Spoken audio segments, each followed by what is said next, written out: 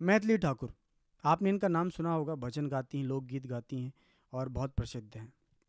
अभी हाल ही में होने वाले बिहार चुनाव में खड़ी हो रही हैं और वहाँ से अपने राजनीतिक जीवन की शुरुआत कर रही हैं। लेकिन मेरे कुछ सवाल हैं उन सवाल करने वालों से जो ये कह रहे हैं कि उनको राजनीति में जाने की ज़रूरत ही क्या है, अगर उनको सेवा करनी है तो। अगर सेवा करनी है तो उनके पास खूब पैसा है, जितना भी है उससे सेवा करें।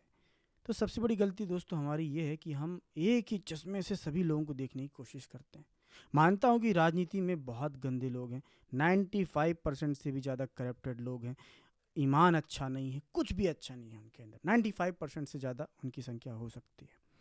लेकिन हम नेताओं पे तो सवाल उठा देते हैं, लेकिन अपने आस पड़ोस, अपने परिवार में उन पर सवाल नहीं उठाते जो सरकारी नौकरी में है। कोई ना कोई तो होगा ही, और करप्टेड है। मैक्सिमम सरकारी नौकरी इसमें जितने लोग हैं करप्टेड है, मैक्सिमम। पूरे का नहीं बोल रहा हूँ, मैक्सिमम है।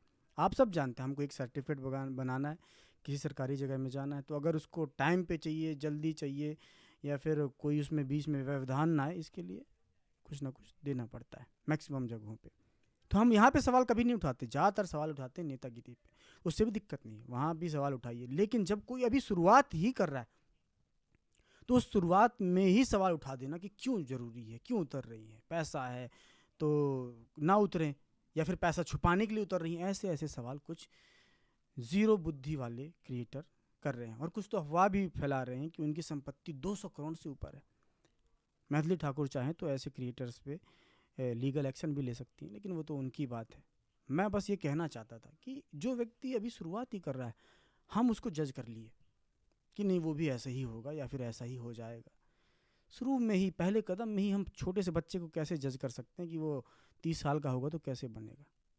तो मुझे तो उम्मीद है कि मैथिली ठाकुर भजन गाती हैं, ईश्वर के मार्ग से जुड़ी हुई हैं, तो कुछ ना कुछ बेहतर काम करेंगे ही करेंगी। और अगर ना उतना कर सकी, थोड़ी बहुत कमियां उनमें भी रह गई, तो उनसे तो बेहतर होंगी ही जो अभी हाल ही के समय में ज़्यादातर नेता हैं। आपका इस बारे में क्या कहना है?